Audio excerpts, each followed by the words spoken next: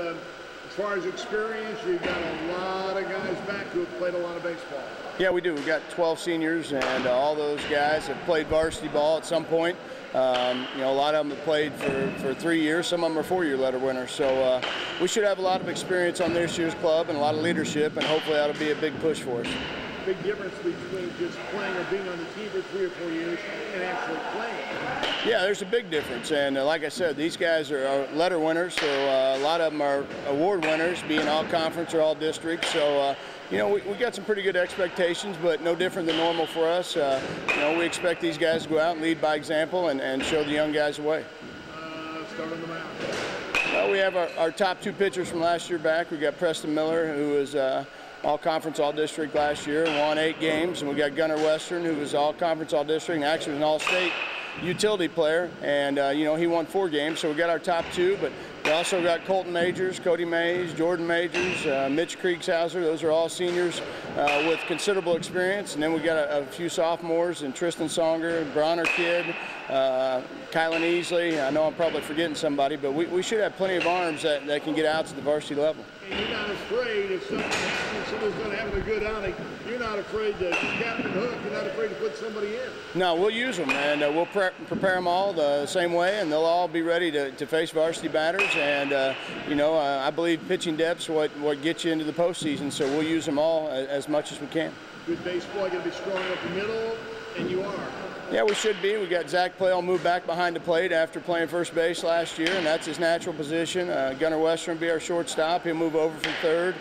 Luke Collop was our second baseman last year. He's back. Jonathan Brose, our center fielder, he's back. So defense up the middle should be a strong suit. Brose covers a lot of ground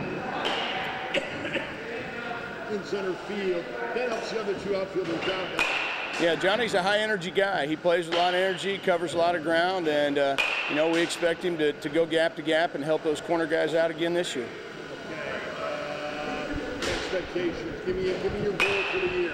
Well, my goal for the year is always to get better every day. I know that's pretty bland, but that's what it is. And you know, if we take care of ourselves and do what we do well, we like to think we'll be in the running for a conference championship. And then, obviously, if you can win a district title, once you get in the playoffs, anything can happen. So that's our goals. You don't know, and whenever you're just starting, what's one thing you know you're going to have to be working on early in the year to improve on, do you know?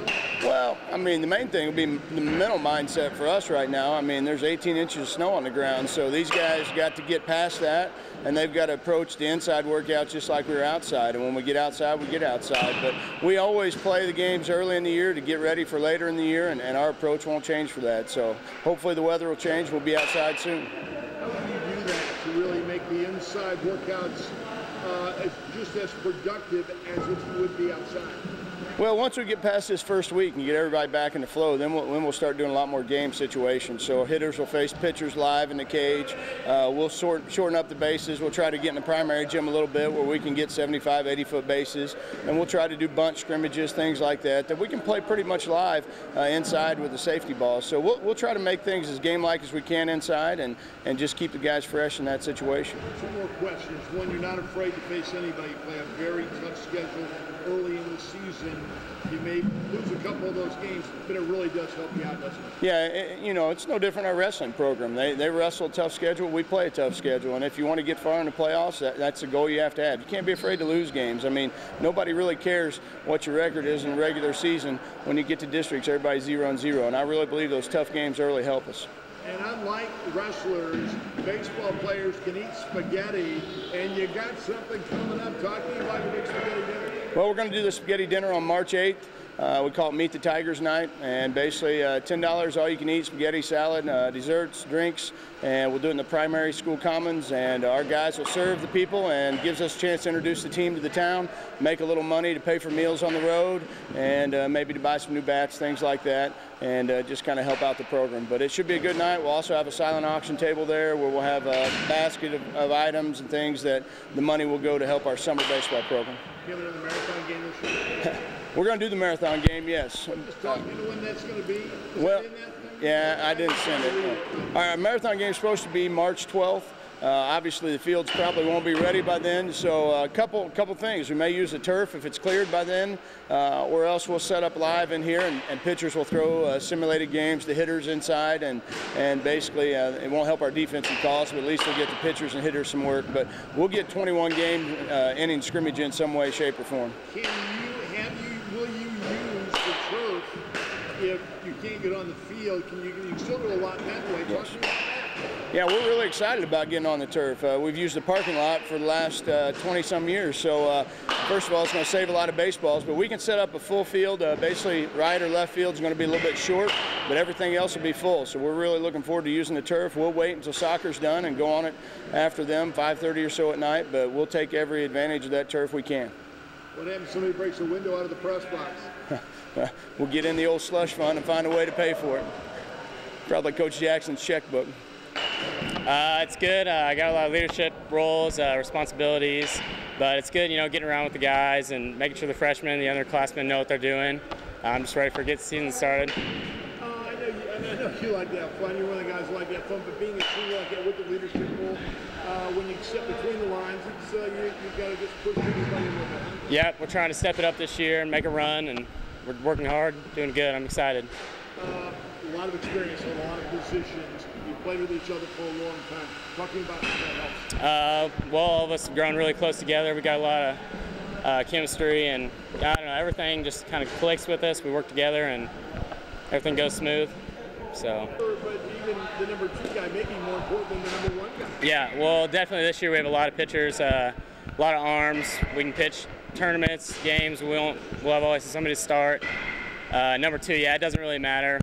Me and Preston, both aces. As long as we throw strikes, we'll be all right this season. So. How do you think you'll be a better pitcher this year than you were last year? Definitely velocity-wise. Added a couple new pitches I'm still working with a little bit, but I don't know. I think things are starting to come together, and I'm excited for it. So.